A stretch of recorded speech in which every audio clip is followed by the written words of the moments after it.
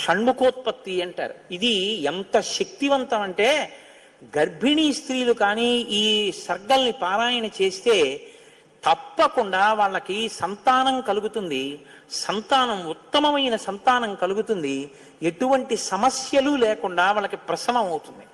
అంత శక్తి ఇందులోనే ఉంది. ఇందులోనే వాల్మీకి మహర్షి కుమార సంభవం అన్న మాట వాడారు.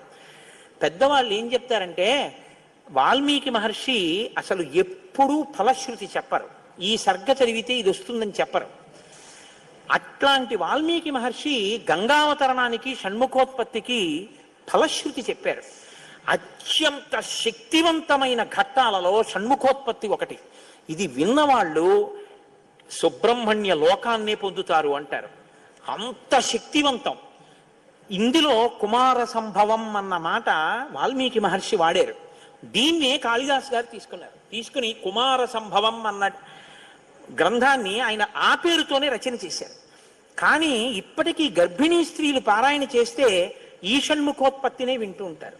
కాబట్టి ఇప్పుడు మీరు అవధరించండి.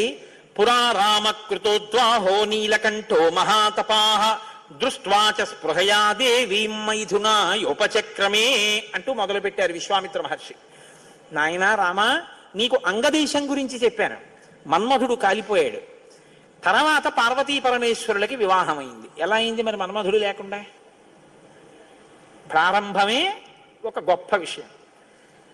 అందరి మీద బాణాలు వెయ్యాలి అంటే చేతిలో చెరుకు విల్లు 5 పుష్ప బాణాలు పట్టుకుని బాణాలు వేసేటటువంటి మన్మధుడు నేను బాణాలు వేసి అందరిలోనూ కామ ప్రచోదనం చెయ్యగలనన్న అహంకారంతో అదే పుష్ప బాణాల్ని తీసుకెళ్లి పరమశివుడి మీద కూడా వేసి ఆయన మనసు కదిపి పార్వతీదేవి యందు అనురక్తుడయ్యేటట్టు చెయ్యగలననేటటువంటి అహంకార బుద్ధితో ఒక్క బాణాన్ని తీసి ప్రయోగించడానికి సిద్ధపడేటప్పటికే బహిర్ముఖుడైనటువంటి పరమశివుడు కనుతెరిచి చూసి తన మీదే బాణ ప్రయోగానికి సిద్ధపడుతున్న మన్మధుడి మీద ఆగ్రహం చెంది 3వ కన్ను తెరిస్తే భస్మ రాశి అయి మన్మధుడు కింద పడిపోయాడు.